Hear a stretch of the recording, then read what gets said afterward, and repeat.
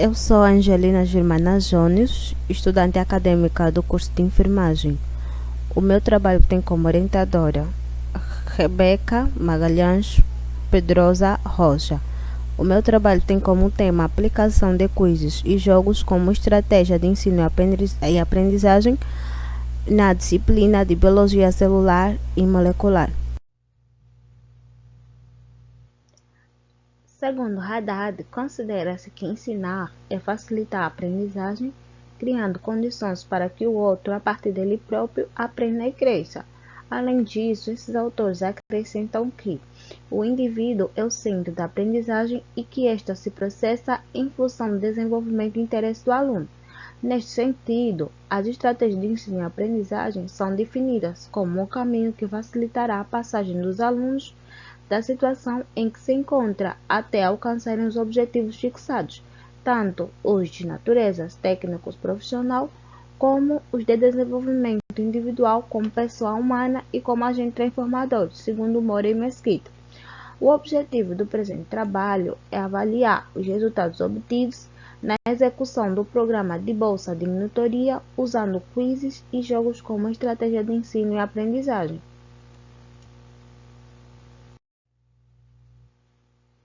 Tratou-se de uma pesquisa com abordagem quantitativa, consistindo na criação de quizzes e jogos, os quais foram aplicados a 53 estudantes do curso de enfermagem e do curso da farmácia, do primeiro semestre da disciplina de Biologia Celular e Molecular. Então, foram aplicados 7 quizzes e 6 jogos, totalizando em 13 encontros realizados na plataforma Google Meet. Os quizzes eles foram elaborados no Word e os jogos foram elaborados no site Word Wellnet, ambos com acessos compartilhados, tanto por via e-mail quanto por via WhatsApp.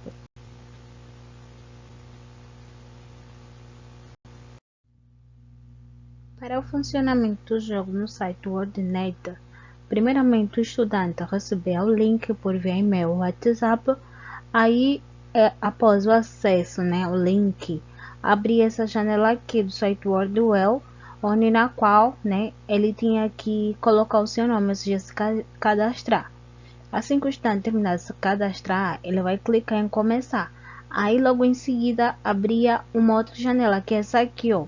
Então o estudante ele vai precisar arrastar e soltar cada palavra ao lado de sua definição.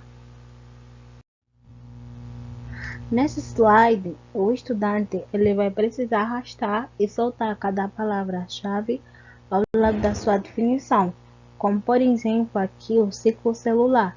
O estudante ele vai precisar arrastar o ciclo celular na sua respectiva resposta. Então, no outro slide eu vou mostrar com mais detalhes, tipo o número de acertações que o estudante obteve e o número de respostas erradas.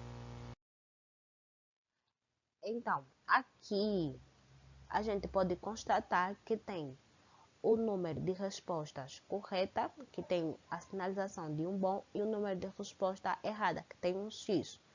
Então, após isso, o estudante tem duas opções. A primeira opção é ele corrigir as respostas ou voltar.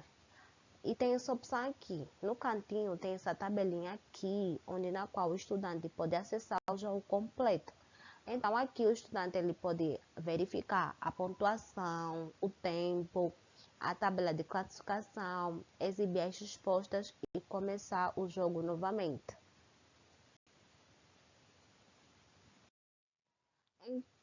Se o estudante clicar em corrigir respostas, ali vai aparecer essa tabela aqui, que é a tabela das respostas corretas.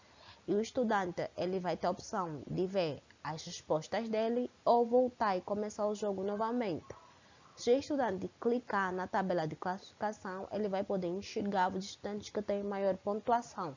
Ou seja, a numeração da pontuação é pela resolução de resposta. Ou seja, o estudante que tiver maior acerto, ele fica em primeiro lugar, assim sucessivamente, como podemos constatar aqui na imagem. E esse aqui é o formulário do quiz, que eu disse anteriormente que ele foi elaborado a partir do Word. Então, como é feito esse formulário? Primeiramente, após a administração da aula da professora, faz-se o resumo do conteúdo ministrado pela professora e a partir desse resumo elabora-se o quiz, na qual pega-se, né, a partir desse resumo os principais itens, ou seja, os principais comentários da aula da professora. Então, de modo a ajudar o estudante a estudar melhor e a fixar o conteúdo com mais rapidez.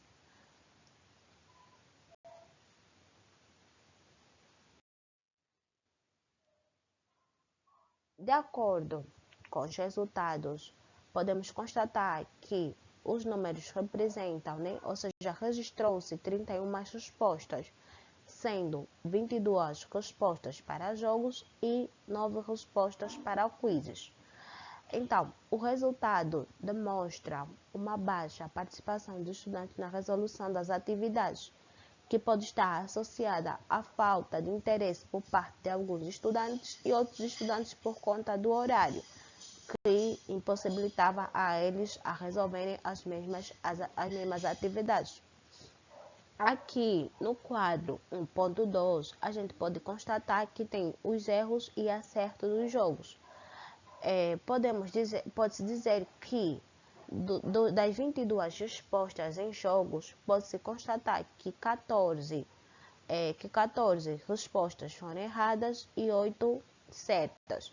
Com isso, pode-se mostrar, ou seja, pode-se perceber que a maior parte dos estudantes, eles acessavam a plataforma, ou seja, tinham essa estratégia como meio de diversão, porque eles sabiam que tem várias opções, ou seja, se eles errassem todas as perguntas, poderiam voltar e responder as perguntas novamente, após terem averiguado as respostas certas.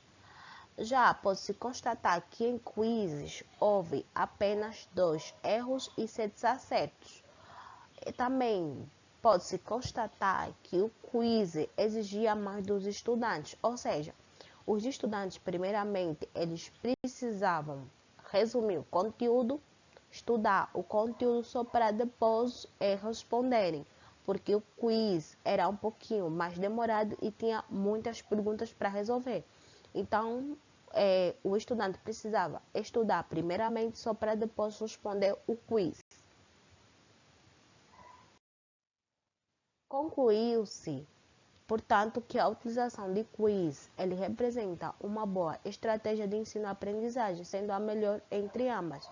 Sim, como eu disse anteriormente, porque o quiz ele exige do estudante estudar para depois responder, diferente do jogo, que o estudante, mesmo sem ter estudado, pode acessar o jogo quantas vezes quiser, ou seja, errar quantas vezes quiser, vai visualizar a resposta e depois vai voltar a jogar novamente. Como sugestão, sugere-se a criação de métodos de incentivo para maior adesão e participação do estudante aos encontros, como a aplicação de notas, por exemplo, bem como reforçar a divulgação sobre a existência e importância do programa de bolsa de monitoria na vida acadêmica dos estudantes. Tudo isso porque a maior parte dos estudantes eles não participam dos encontros ou das atividades por conta da falta de interesse, e tudo isso remete-nos a pensar que se eles não têm interesse é porque eles sabem que na monitoria não há a presença de faltas e não há nota para estimular os estudantes, porque se os estudantes aperceberem-se que há a existência de faltas, eles vão participar com maior frequência e se tiverem notas, vai estimular a presença deles mais ainda nesses encontros.